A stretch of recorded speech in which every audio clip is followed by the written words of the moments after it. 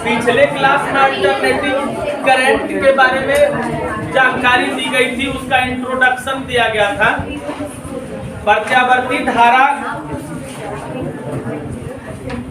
मूल रूप से वैसी धारा है जिसके परिमाण एवं दिशा समय के साथ बदलती है।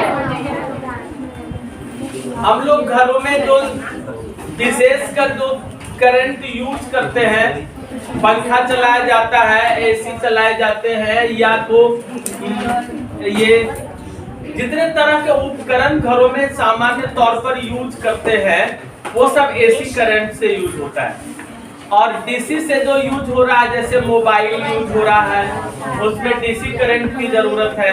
यानी बैटरी वाले सोर्स जो होते हैं करंट के, वो सब डीसी सोर्स के नाम से जाना जाता है। एसी और डीसी से हम लोग परिचित जरूर हैं। अब जानना यह है कि दोनों में अंतर क्या है, वो भी हम पिछले क्लास में डिटेल से बताए थे।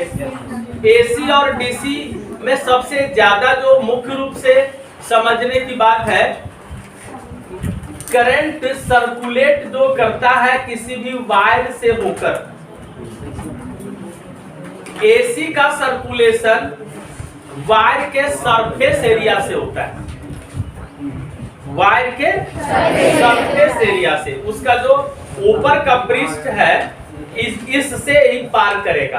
यानी ये यदि वायर है, ये तार है, तो तार का ये जो बेलनाकार 2πr/h जो निकलेगा ना, इसका पृष्ठीय क्षेत्रफल, ये पृष्ठीय सरफेस से ही इधर से ही करंट इसका सर्कुलेट करेगा। कौन? एसी।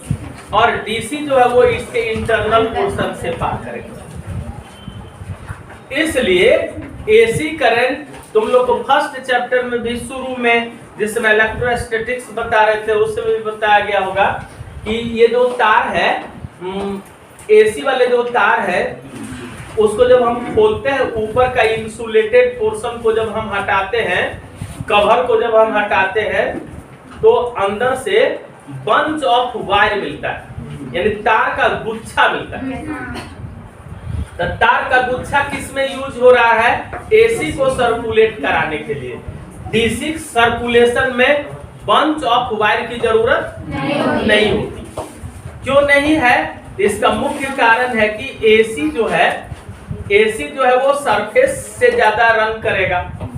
तो कोई एक वायर सिंगल वायर रहेगा, तो सिंगल वायर में सिर्फ सरफेस से पार कर रहा है, और उसके जो इनसाइड एरिया है अंदर के, उससे वह करंट पार ही नहीं करेगा।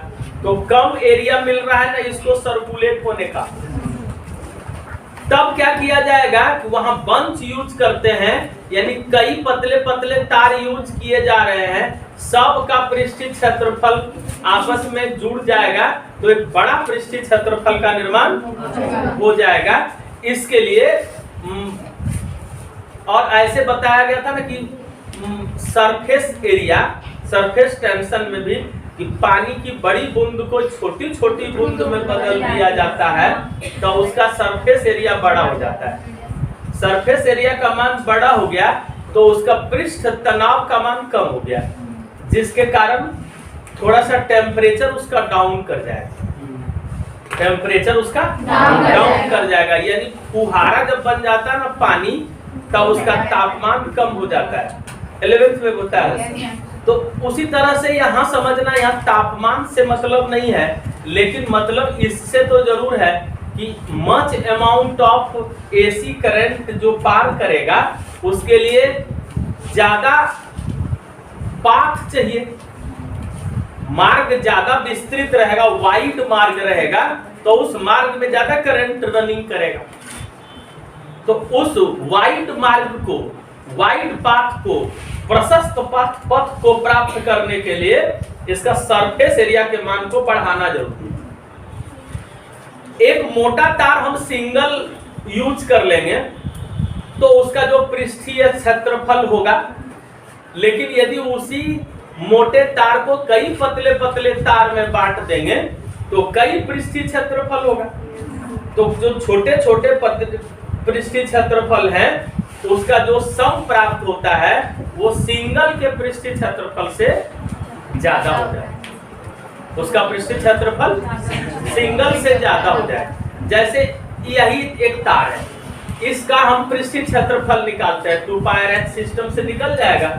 लेकिन यदि इसी को पिघला के एकदम पतला पतला असंख्य बना दिया जाए, 10 20 25 बना दिया जाए पतला पतला, इसी से वॉल्यूम में कोई परिवर्तन नहीं हुआ, वॉल्यूम में कोई चेंजिंग नहीं होता है। तो ऐसी स्थिति में हम जब उसका 2 पाई r h हम देखते हैं तो वो अपेक्षाकृत जो सिंगल वायर था उसके तुलना में जो मल्टी वायर्स हो गए उसका 2 पाई r h का मान ज्यादा हो जाए।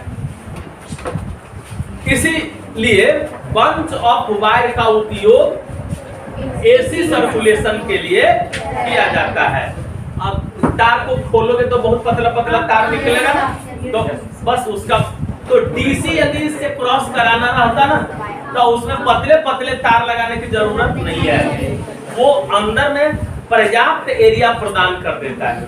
यानी एसी के सर्कुलेशन के लिए पर्याप्त मात्रा में इनसाइड एरिया मिल जाती है, लेकिन नहीं डीसी के सर्कुलेशन के लिए इनसाइड पर्याप्त एरिया मिल जाती है, लेकिन एसी के सर्कुलेशन के लिए पर्याप्त एरिया नहीं मिलता है। इसीलिए बंच ऑफ वायर का उपयोग करने से पर्याप्त सरफेस पृष्ठीय क्षेत्रफल का मान यानी सरफेस एरिया का मान बड़ा होता है। दूसरा एक महत्वपूर्ण जो अंतर है वो तुम जान सकते हो कि टेम्परेचर इंक्रीज करता है, यानी थर्मल इफेक्ट ज्यादा प्रदान करने में मदद करता है एसी। डीसी से थर्मल इफेक्ट कम उत्पन्न होगा, यानी ऊष्मीय प्रभाव ये प्रदर्शित करता है। डीसी से हम किसी हीटर को चलाना चाहेंगे तो नहीं काम कर पाएगा, क्योंकि वो ऊष्मीय प्रभाव प्रदर्शित नहीं कर रहा है। ऊष्मीय प्रभाव ज्यादा वो प्रदर्शित क्यों कर रहा है? इसलिए कि deviation of the magnitude, deviation of the direction इसके पास ज्यादा है, यानी ज्यादा मात्रा में चेंजिंग है, बदलाव है। जिसमें ज्यादा बदलाव होते रहेगा उसमें स्मूथ वर्क नहीं होगा, उसमें रफ वर्क होगा। तो जब रफ वर्क होगा, ज्यादा मात्रा में वर्क होगा तो ज्यादा ऊष्मा भी निकलेगी। तो एसी जो है वो ऊष्मीय प्रभाव पर आधारित काम करता है, यानी वो ऊष्मीय प्रभाव प्रदान करता है। लेकिन डीसी जो है वो कई तरह का प्रभाव देगा, चुंबकीय प्रभाव देगा। डीसी मैग्नेटिक इफेक्ट देता है, एसी मैग्नेटिक इफेक्ट नहीं देता है। ये चुंबक बना के फिर चुंबक को बिगाड़ देगा, यानी इसका डायरेक्शन दोनों तरफ है। इसके अलावा केमिकल इफेक्ट भी डीसी शो करेगा, एसी केमिकल इफेक्ट शो नहीं करेगा। तुम लोग को लिखा होंगे कि अपघटन की जो क्रिया होती है, डिकम्पोजिशन की क्रिया, इलेक्ट्रोलाइट जितने सारे होते हैं, इलेक्ट्रोलाइट को डिफ्यूज करने का जो काम करता है वो डीसी ज्यादा करता है, एसी कम करता है। तो थर्मल इफेक्ट ये प्रस्तुत करेगा और वो उसके बदले में डीसी जो है वो मैग्नेटिक देगा, केमिकल देगा और अनदर इफेक्ट भी वो प्रस्तुत करेगा। ये इंपॉर्टेंट डिफरेंस है। पहले तो बहुत सारे डिफरेंस लिखा थे, वो सारे जो डिफरेंस तुम लोग को बताया गया था उसमें ये भी बताया गया ना, चार्जिंग करने की कैपेसिटी एसी में नहीं है, डीसी में चार्ज करने की कैपेसिटी है। एसी के झटके खतरनाक हैं क्योंकि वो टू मल्टीपल होता है। एसी के झटके खतरनाक होने का कारण क्या है कि वो टू मल्टीपल इफेक्ट प्रदान करेगा, इसलिए जितना उसका तात्क्षणिक जो मान है ना वो चरम मान से मल्टीपल हो जाए। यानी इसमें जो इसका मैक्सिमम वैल्यू होता है आई नोट का जो मान होगा वो आई के साथ √2 हो जाएगा, यानी पीक वैल्यू जो इसका बनेगा वो तात्क्षणिक वैल्यू का मल्टीप्लाई हो जाएगा। I naught is equal to I into √2, यानी √2 मल्टीप्लाई हो जाने के कारण इसका इफेक्ट जो है वो ज्यादा हो जाता है। अंतर लिखाए थे, 2 अंतर बढ़ा दो और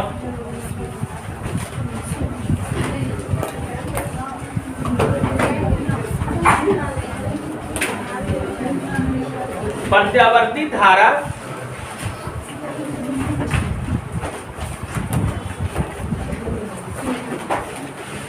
चालक के पृष्ठीय क्षेत्रफल, चालक के पृष्ठीय क्षेत्रफल वाले भाग से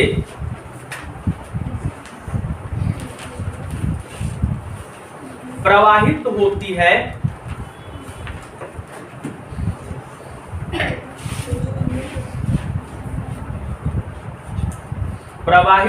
है अतः पृष्ठीय क्षेत्रफल के मान को बढ़ाने के लिए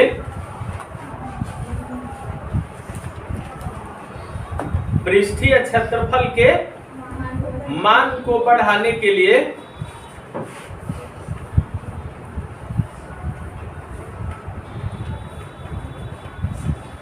तार के गुच्छे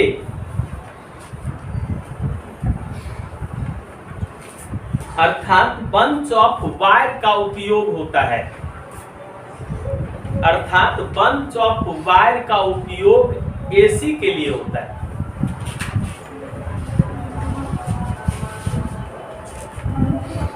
बंच ऑफ वायर का उपयोग एसी के लिए होता है,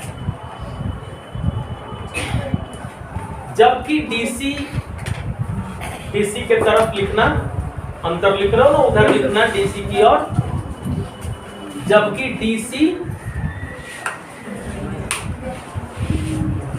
के संचरण के लिए, डीसी के ट्रांसमिशन यानी संचरण के लिए चालक के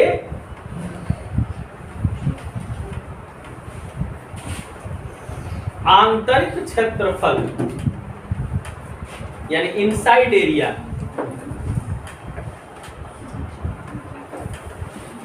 आंतरिक क्षेत्रफल का उपयोग होता है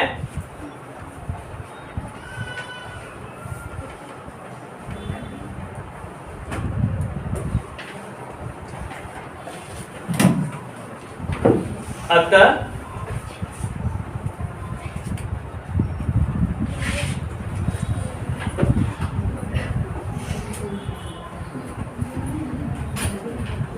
सिंगल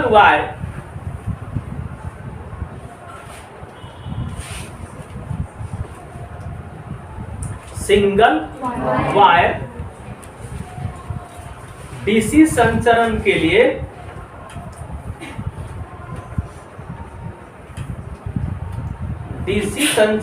लिए उपयुक्त माना जाता है।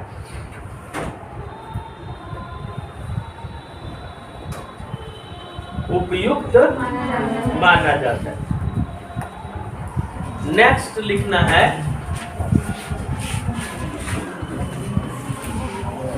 प्रत्यावर्ती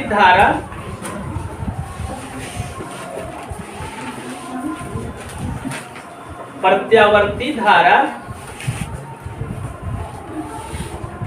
ऊष्मीय प्रभाव उत्पन्न करता है।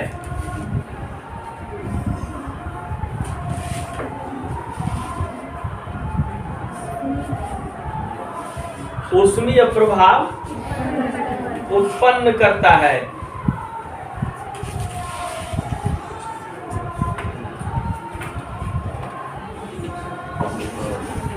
जबकि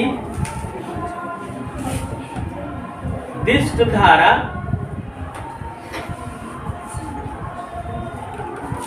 रासायनिक प्रभाव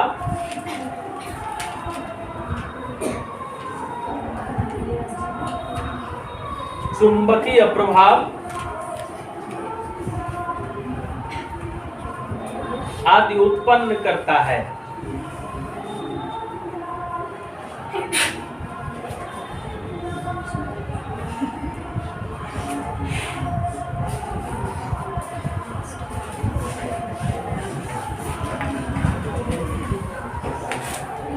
उधर वाला जो अंतर था उसमें विद्युत लेपन की क्रिया होती है, डीसी से होती है, सब नहीं लिखा है। बढ़ा दो और अंतर लिखो, बहुत अंतर इसमें और हो सकता है।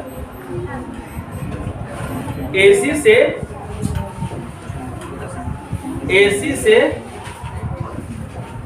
विद्युत लेपन की क्रिया नहीं की जा सकती। क्यों नहीं? क्योंकि ये रासायनिक प्रभाव उत्पन्न नहीं करता है। क्यों नहीं करता है रासायनिक प्रभाव? कि इसकी दोहरी आदत है, एक बार पॉजिटिव मूव करता है, एक बार नेगेटिव मूव करता है। विद्युत लेपन की क्रिया में एक बार लेपन करेगा फिर लेपन हटाएगा, जब नेगेटिव डायरेक्शन में जाएगा तो लेपन फिर हटा देगा, इसलिए इसे प्लेटिंग की क्रिया फाइनली संभव नहीं है। एसी से विद्युत लेपन की क्रिया नहीं होती है। डीसी की तरफ लिखो, डीसी से विद्युत लेपन की क्रिया होती है।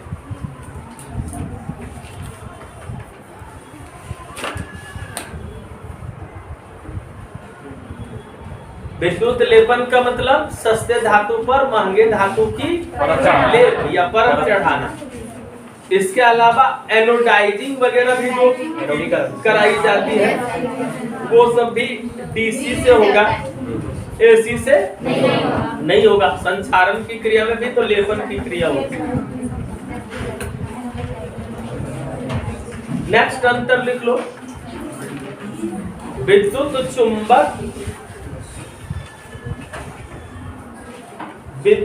चुंबक नहीं बनाए जाते। एसी वाले में, एसी की तरफ लिखना, एसी वाले में लिखना विद्युत चुंबक नहीं बनाए जाते। डीसी में लिखो विद्युत चुंबक बनाए जाते।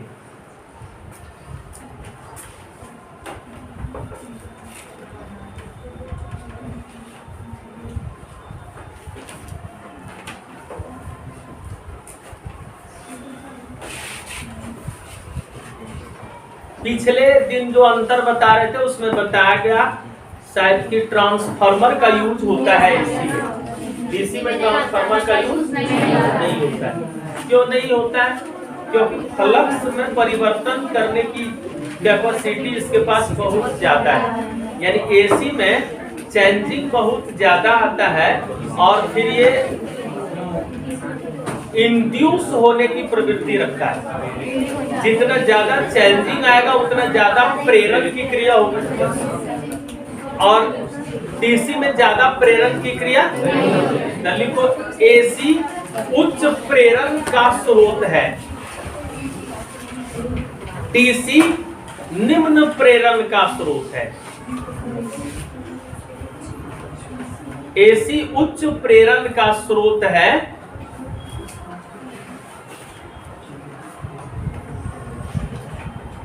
डीसी निम्न प्रेरण का स्रोत है।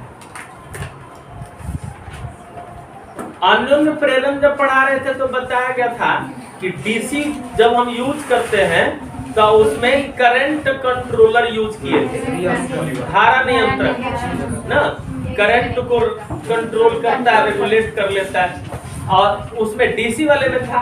लेकिन जब हम एसी यूज कर लेते हैं तो वहाँ करंट कंट्रोलर की जरूरत नहीं थी, क्योंकि खुद ये बहुत चेंजिंग अपने आप में ले आता है और डीसी में बहुत ज्यादा चेंजिंग की संभावना नहीं रहती। नेक्स्ट और लिख लो, जैसे आधा साइकिल ये पॉजिटिव डायरेक्शन में चलेगा और आधा साइकिल ये नेगेटिव डायरेक्शन में चलेगा, और वो आधा साइकिल और पूरा साइकिल अपनी दिशा को बदलता नहीं, अपनी एक दिशा को हमेशा कायम रखेगा, चाहे वो पॉजिटिव डायरेक्शन में चले चाहे नेगेटिव डायरेक्शन में चले। पॉजिटिव में भी चल सकता है, नेगेटिव में भी चल सकता है, लेकिन फिक्स रहेगा, डायरेक्शन में परिवर्तन नहीं रहेगा। मतलब पॉजिटिव है तो ऑलवेज पॉजिटिव चलेगा, नेगेटिव है तो ऑलवेज नेगेटिव चलेगा। उसमें हम तुम लोग को बताए थे कि एक होता है अस्थायी डिस्क धारा और एक परिवर्ती डिस्क धारा, दो तरह की धारा उसमें बन जाती है। ये एसी को क्लासिफाइड करने की जरूरत नहीं है, एसी में कोई क्लासिफिकेशन नहीं है। यानी AC can't be classified and DC be classified. कितने रूपों में डीसी को क्लासिफाइड कर लेते हैं? 2 रूपों में। वो बता दिए थे ईएसटीडी ना, यानी वो एक अस्थायी दृष्ट धारा, उसका परिमाण बदल नहीं रहा है, और एक है कि परिमाण बदलता है डीसी में भी, लेकिन डायरेक्शन कभी चेंज डीसी का नहीं होता। ठीक है, एसी डीसी में मूल जो अंतर था तुम लोग समझ गए हो। और प्रैक्टिकली भी समझना है कि एसी से लोगों को करंट लगती है तो बहुत डेंजरस स्थिति होती है, और डीसी वाला करंट उतना डेंजरस स्थिति उत्पन्न नहीं करता है। तो उसका मूल कारण क्या है? मूल कारण है √2 मल्टीप्लाइड हो जाना। और दूसरा कारण और है उसके साथ जुड़ा हुआ कि डायरेक्शन जो ज्यादा चेंज होता है ना, तो हीट ज्यादा इससे उत्पन्न होगा। हीट ज्यादा होगा तो सेल को तेजी से बर्न कर देगा। ऊष्मीय प्रभाव के कारण सेल ज्यादा डैमेज कर देता है। यदि सेल से होकर करंट पार करने लगेगा तो सेल ज्यादा डैमेज हो जाएगा, और उसमें सेल ज्यादा डैमेज नहीं हो जाएगा। किसी आदमी को पकड़ के 1 सेकंड में 100 बार झींक छोड़ देंगे तो उसका बैड इफेक्ट तो उसके ऊपर पड़ेगा कि नहीं? तो वो पूरा बॉडी के सेल को इतना ज्यादा वाइब्रेट करा देता है जो उसका इफेक्ट डेंजरस हो जाएगा, और तेजी से ब्लड सेल जो है वो कम हो जाएगा बॉडी में। ब्लड सेल तेजी से डाउन करने लगता है और बहुत जल्दी लोगों को खतरनाक स्थिति में पहुंचाता है। तो ये एसी का हार्मफुल इफेक्ट के बारे में तुम लोग जान ही रहे हो। अब जानना ये है कि इसका उत्पादन जो होता है, एक फॉर्मूला तुम लोग को बताए थे, पहले ही बता चुके हैं, BAN cos theta. BAN cos theta से याद करो, जरा रिमाइंड करो। क्वेश्चन पूछेगा प्रत्यावर्ती धारा का उत्पादन कैसे होता है? प्रत्यावर्ती धारा का उत्पादन कैसे होता है? तो प्रत्यावर्ती धारा उत्पादक जो है वही प्रत्यावर्ती धारा का उत्पादन करेगा। यानी एसी डायनमो ही एसी करंट को बनाएगा। धारा उत्पादक क्या है? डायनमो है। एसी डायनमो से जो करंट उत्पन्न हो रहा है वह एसी है। अब वो जो उत्पन्न करता है वो किस आधार पर? तो तुम लोग पढ़ चुके हो, phi is equal to BAN cos theta, और इसके बाद फिर तुम लोग जानते हो E बराबर d फाई बटे dt। फाई का ये वैल्यू वहां बैठा दिए थे, फिर cos थीटा का इंटीग्रेशन कर दिए थे, माइनस साइन थीटा था नहीं, और माइनस माइनस फिर प्लस हो गया था। इसके आधार पर तुम लोग निकाल चुके हो E बराबर E note sine omega T. यहाँ तक निकाले हो। यही है मेन सोर्स, यही है प्रोडक्शन ऑफ अल्टरनेटिंग करंट। और E निकला था, फिर बताए थे कि ये V बराबर V note sine omega T है, और फिर I साइन ओमेगा टी है। इतना तो तुम लोग जान रहे हो। तो ये कब यूज होगा? प्रत्यावर्ती धारा पिछले चैप्टर में पढ़ा दिया, लेकिन प्रत्यावर्ती धारा का उत्पादन कैसे होता है तब तुमको यही लिखना होगा, प्रत्यावर्ती धारा उत्पादन। वहां बताया था प्रेरित धारा का प्रयोग, प्रेरित धारा के कारण प्रत्यावर्ती धारा का उत्पन्न होना। तो किस प्रोसेस के द्वारा होता है? जहां हम डायनमो पढ़ाए थे, यानी डायनमो का जो वर्क था, डायनमो का जो कार्य था, और प्रत्यावर्ती धारा का जो उत्पादन, दोनों तो एक ही चीज है। डायनमो का काम क्या था? प्रत्यावर्ती धारा बना देना। जब क्वेश्चन पूछेगा कि डायनमो का कार्य लिखे, तो गणितीय रूप में जब उसका कार्य तुमको लिखना है, लैंग्वेज से नहीं लिखना है, इस तरह लिखना है, तो ज्यादा सटीक भी रहेगा, ज्यादा मार्क्स भी ये देगा। और दूसरी बात यह है कि प्रत्यावर्ती धारा का उत्पादन पूछे या डायनमो का, एसी डायनमो का कार्य पूछे, तो मैथमेटिकली एसी डायनमो का कार्य जब तुमको लिखना रहेगा तो इसी तरह लिखो। अब नेक्स्ट टर्म जो तुम लोग को समझना है, एवरेज करंट होता है। एवरेज करंट इसमें जाना जाता है इसलिए कि करंट जो एसी में जो ट्रांसमिशन होता है करंट का, तो यहाँ से करंट चला, यहाँ देखो परिमाण छोटा है इसका, ये y के डायरेक्शन में, ये x के डायरेक्शन में, यहाँ से देखना यहाँ पहले 0 था, इसका मैग्नीट्यूड क्या है 0 है। थीटा का मान 0 डिग्री, थीटा का मान 90 डिग्री, 180 डिग्री, 270 डिग्री, 360 बता दिए थे। तो उसमें आया था कि 2 बार शून्य वैल्यू को प्राप्त कर लेता है। अब ये यहाँ से देखो क्या हो रहा है कि y के दिशा में ये ऊपर उठा ना, y के दिशा में ये जो ऊपर उठा ये ज्यादा उठा, फिर y के दिशा में ये जो ऊपर उठ रहा है ये थोड़ा और ज्यादा हो रहा है। तो धीरे धीरे क्या हो रहा है कि अमाउंट ऑफ करंट का वैल्यू अप होते जा रहा है। 1 ampere, 1.5 ampere, 2 ampere, 2.5 ampere, 2.25 ampere, ऐसे धीरे धीरे इंक्रीज कर रहा है। एक निश्चित रेशियो में ये करंट धीरे धीरे इंक्रीज कर रहा है।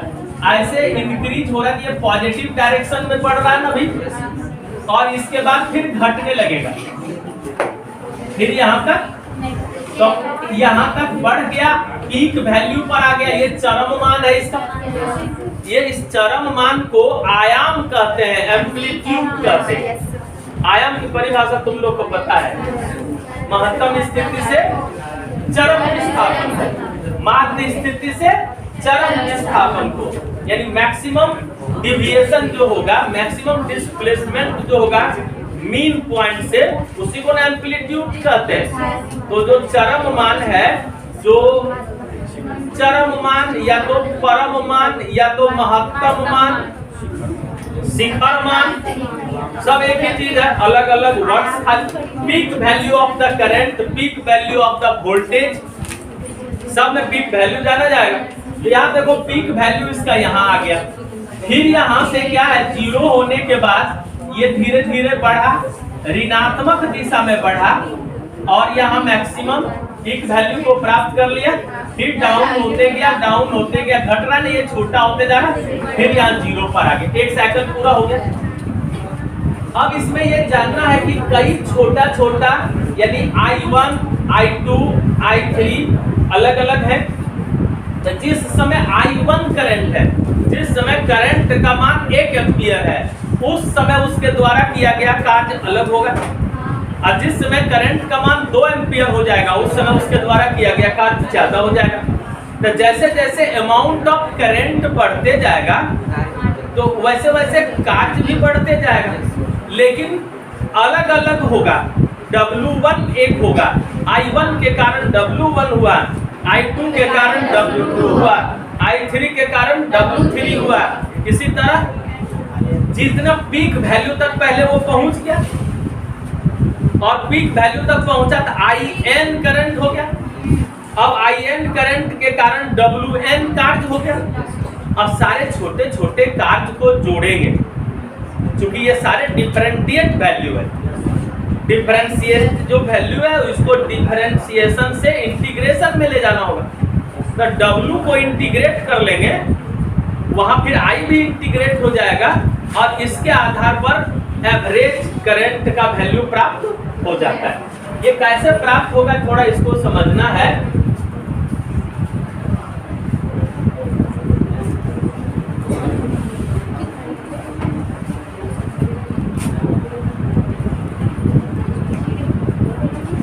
धारा का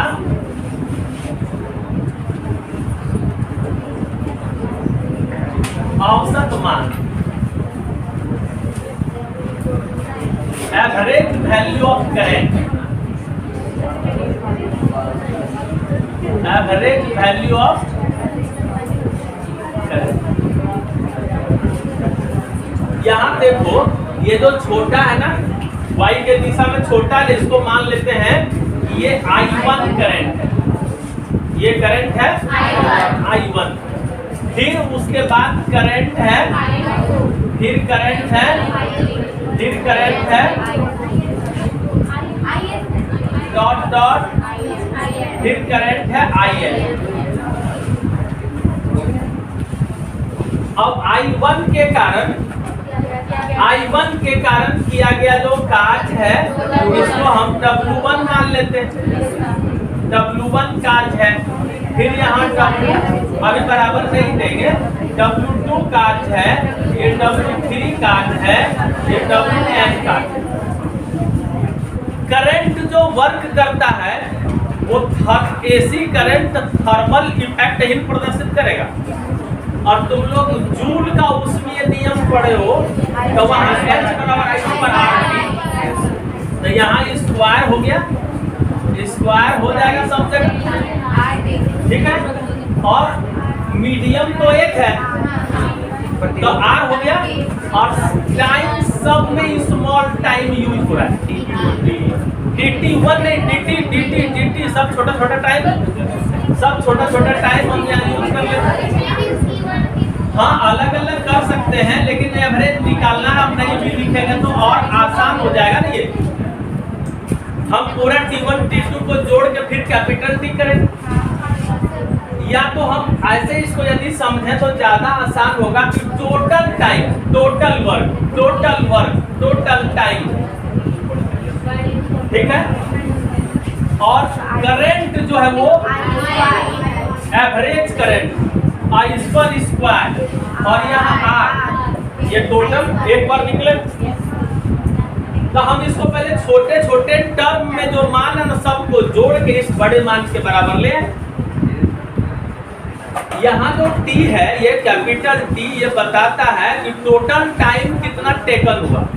ये टोटल टाइम क्या, जिस समय करंट 1 एम्पियर था, फिर 1.5 एम्पियर, 2 एम्पियर बढ़ते गया पीक वैल्यू तक पहुंचने में जो टोटल टाइम लगा वो हो गया।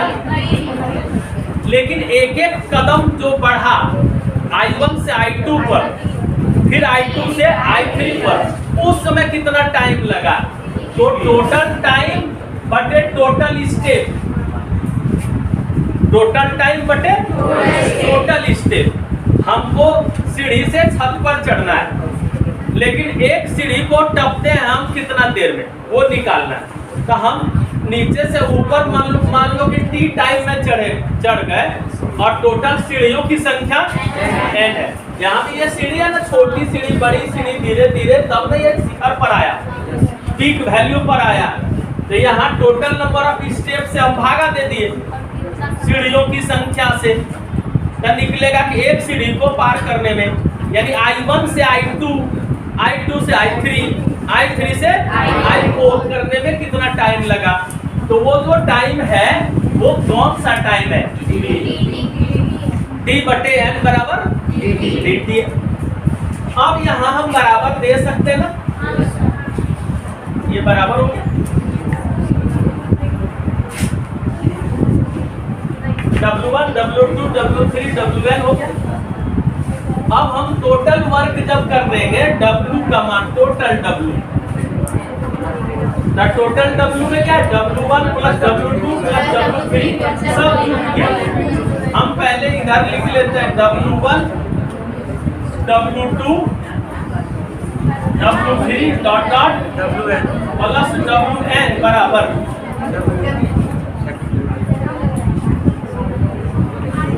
I1 square R dt plus I2 square R dt plus I3 square R dt IN square R dt।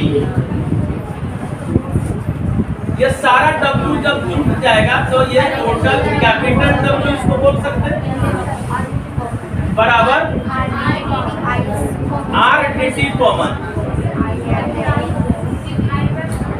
R भी कॉमन, dt भी कॉमन, dt सब में हम एक के यहाँ dt इक्वल भाग देंगे, यानी कभी स्लो नहीं हो रहा है, कभी फास्ट नहीं हो रहा है, एकदम रेगुलर स्टेप को रेगुलर टाइम में अटेंड करते जा रहे हैं। एक सीढ़ी से दूसरी सीढ़ी तक जाने में जितना टाइम लगा, दूसरी से तीसरी जाने में उतना लगा, तीसरी से चौथी में जाने में उतना लगा।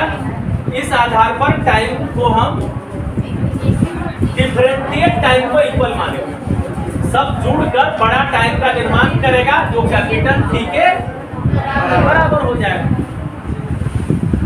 पूरा अच्छा से समझना जरूरी है, इसको ध्यान से समझो, जहां दिक्कत है वहां फिर से पूछ सकते हो। और क्लास में आराम से सो भी सकते हो, सो रहा है।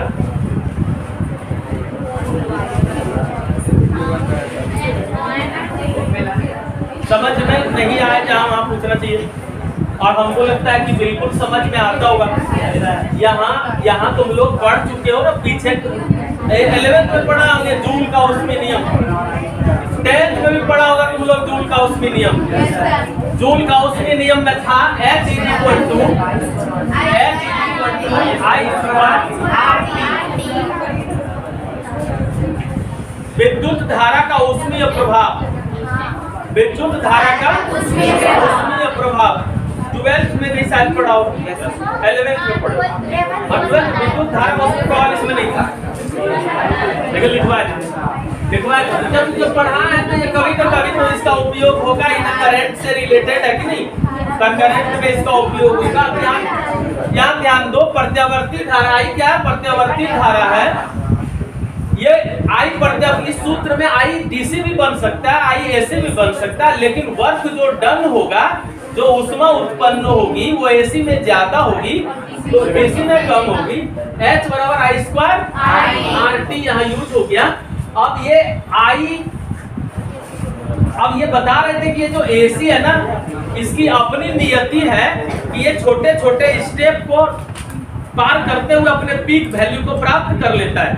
तो छोटा स्टेप यहाँ दिखा रहे, एक छोटा स्टेप पार किया, छोटा स्टेप यानी I1 करें, उसके बाद थोड़ा बड़ा स्टेप है वो I2 करें, उससे बड़ा है I3 है, I4 है, इसी तरह धीरे धीरे बढ़ते जाएगा और अपने पीक वैल्यू को प्राप्त करेगा।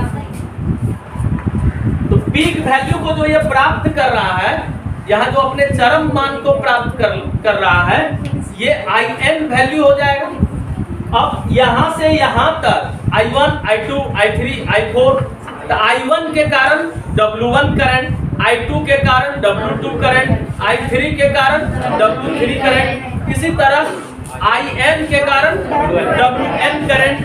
तो हम यहाँ लिख दिए कि I1 के कारण, I2 के कारण, I3 के कारण, IN के कारण जो वर्क डन हुआ W1, W2, W3, W1, ये फॉर्मूला है।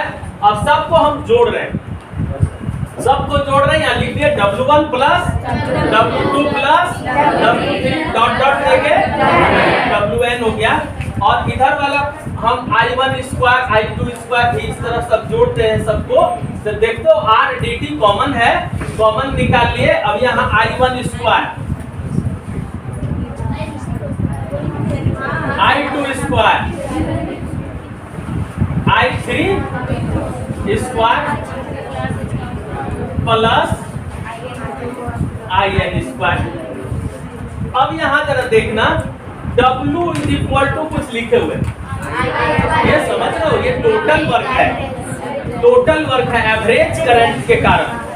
एवरेज करंट को हम लिख सकते हैं I एवरेज, यही तो हमको निकालना था, धारा का औसत मान निकालना था ना।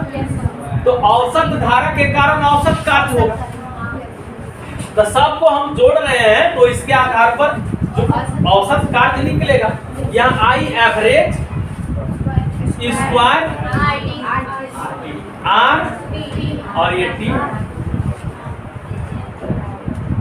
फिर यहाँ R dt के बदले T/N लिखे, dt के बदले T/N, T/N लिख दिए। अब यहाँ देखना I1 square, I2 square, I3 square plus IN square, T cancel, R cancel, क्या बच गया I एवरेज का स्क्वायर बराबर I1 square plus I2 square plus I3 square plus IN square बटे n औसत निकालने में ये मदद करता है। अब आई एवरेज जो निकला, मिटा दे इसको और उसके बदले रूट दे दे, ठीक है। ये औसत मान निकल गया, ये आई एवरेज तुम लोग एक स्टेप लिख के उसके बाद कर ले, ठीक है। I average I1 square plus I2 square plus I3 square plus IN square बटे धारा का औसत मान ये निकला। अब इस औसत मान को किस रूप में जाना जाएगा, अभी तुमको समझना है। औसत मान कैसे आगे बढ़ेगा, औसत मान का और कोई दूसरा नाम कैसे निकलेगा।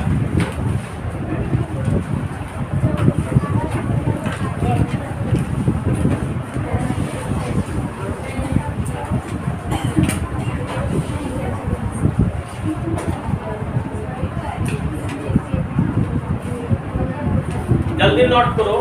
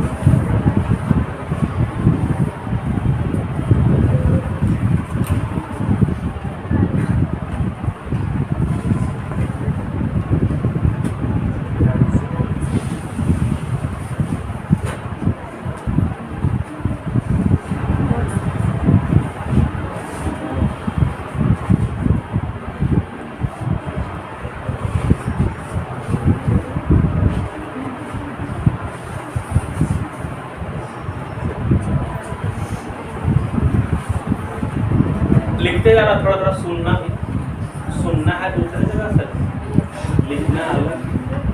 ध्यान से सुनना, दोनों काम चलेगा। यहाँ देखो ये जो मान है, ठीक है, पहले लिखे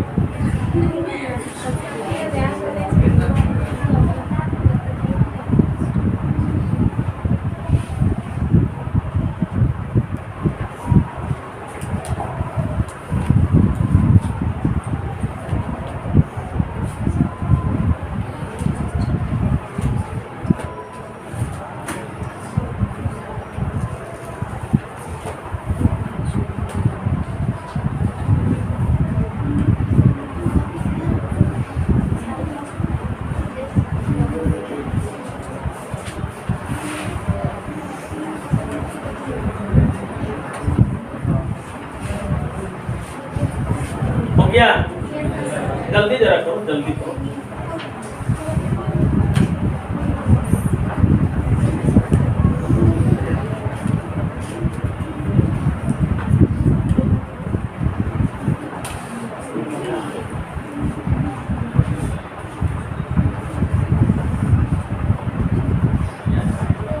इधर जो लिखे हुए ये क्या है, धारा का औसत मान है। इधर जो लिखा हुआ है इसको जरा सेपरेट पढ़ो तो अलग अलग, इसको अलग अलग पढ़ना। अलग अलग पढ़ने का मतलब यह है कि I1 I2 I3 क्या है, IN क्या है, धारा, और धारा का स्क्वायर यानी वर्ग है, और वर्ग के बाद फिर माध्य है, और उसके बाद रूट है, उसके बाद रूट मतलब मूल है। तो इसको हम कह सकते हैं, इसको हम पूरे को क्या कह सकते हैं, धारा का वर्ग। वर्ग हो रहा है ना सब जगह, वर्ग माध्य, पहले वर्ग हुआ ना सब जगह, और वर्गों का माध्य हो गया। माध्य का मतलब जितनी संख्या में है उससे भागा दे दिया तो माध्य हो गया कि नहीं। तो धारा के वर्ग का माध्य लिखे, धारा का वर्ग माध्य और पूरे पर रूट मूल, इसको बोलते हैं धारा का वर्ग माध्य मूल मान, यानी RMS root mean square, root mean square, root यहाँ है, मीन यहाँ है, स्क्वायर यहाँ, अंग्रेजी तो धारा का वर्ग माध्य मूल मान इसको बोला जाता है। लिख दो इसे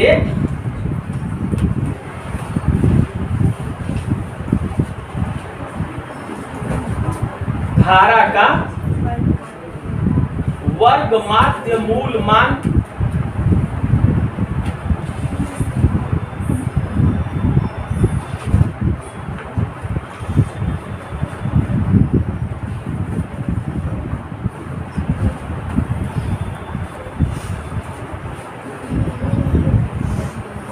वर्ग माध्य मूल मान कहते हैं।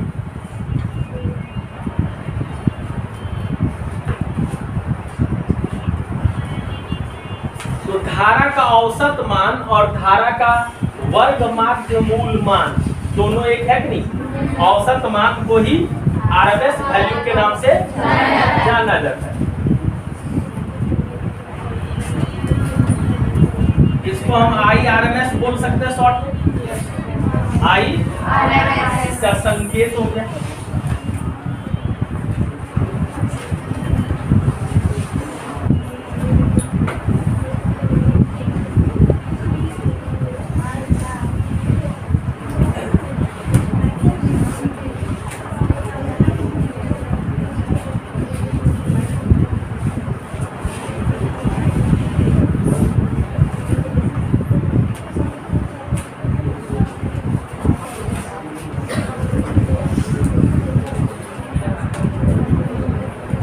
I average.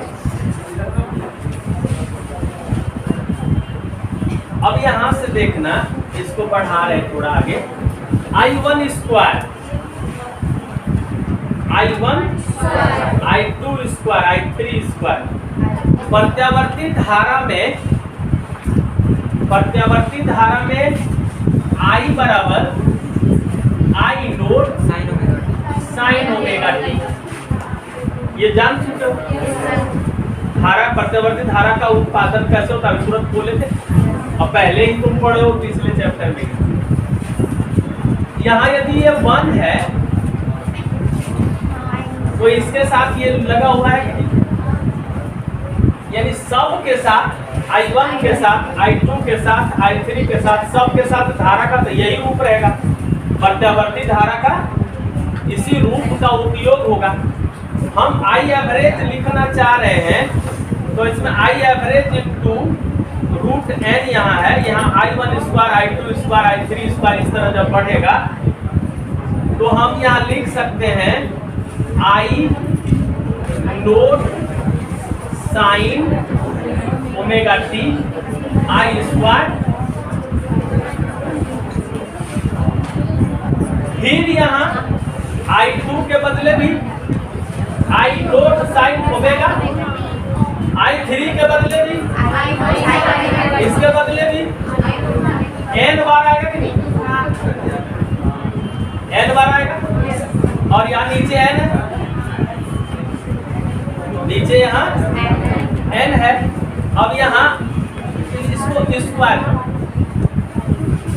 यहाँ I एवरेज का स्क्वायर हो गया, और इसका जब हम इंटीग्रेटेड फॉर्म देखेंगे, इसका हम इंटीग्रेटेड फॉर्म देखेंगे तो ये I स्क्वायर बराबर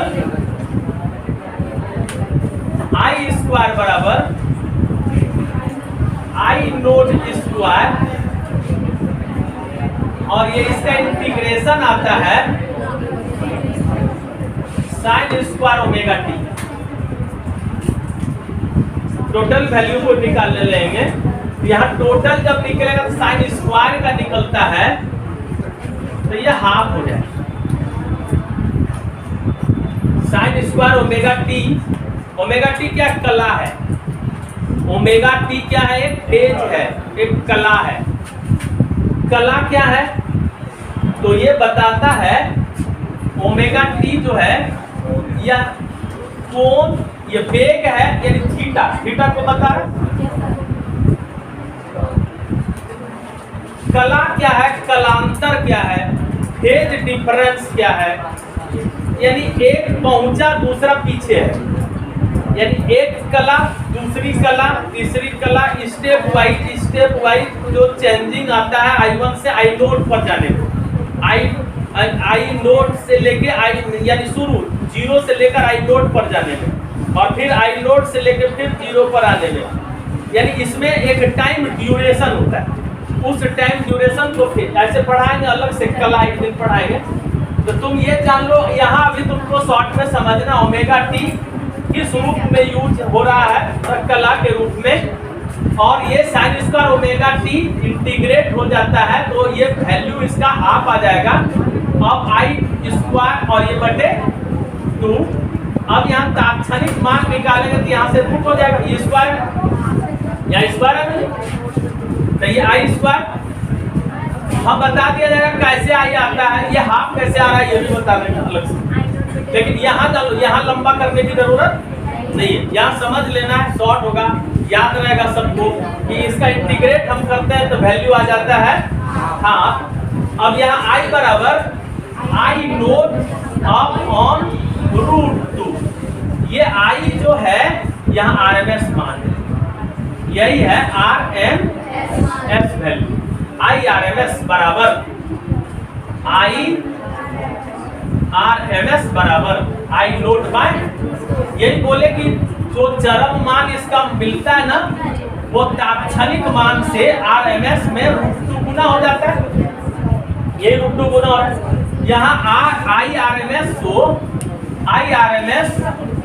को धारा का तात्क्षणिक मान भी कहते हैं, आई RMS को धारा का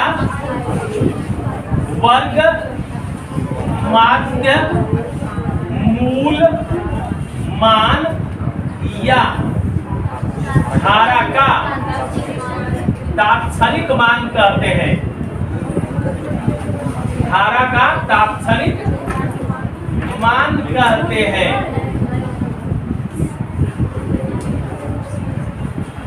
इसे आई से भी सूचित किया जाता है, आई से भी सूचित किया जाता है।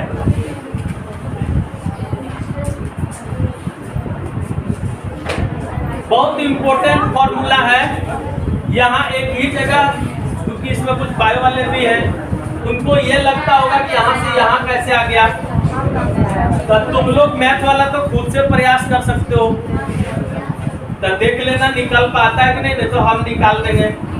लेकिन तुम लोग सिंपली याद कर लो कि साइन स्क्वायर ओमेगा टी को इंटीग्रेट करते हैं तो इसका वैल्यू हाफ आता है।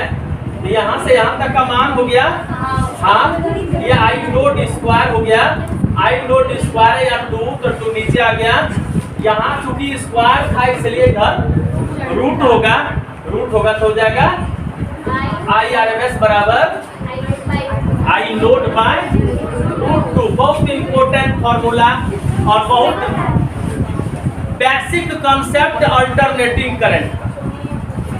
हम इसमें आई निकाल रहे हैं, भी निकालेंगे इसी तरह निकलेगा, ई निकालेंगे इसी तरह निकलेगा। निकालना सब अलग अलग नहीं है, जानना अलग अलग है कि यहाँ आई RMS बराबर है ना, ये तो हो जाएगा भी RMS बराबर V नोट बाय √2 और ई RMS बराबर ई नोट बाय √2। RMS नहीं भी लिखा हुआ है तो भी लिखा हुआ है, जिस तरह यहाँ बोले आई RMS नहीं हो तो आई भी हो सकता है, भी RMS के जगह पर भी लिखा हुआ रह सकता है, ई RMS के जगह पर ई भी लिखा हुआ रह सकता है। RMS वैल्यू जो है वही उसका तात्क्षणिक मान को भी व्यक्त करता है। सबको समझ में आ रहा है?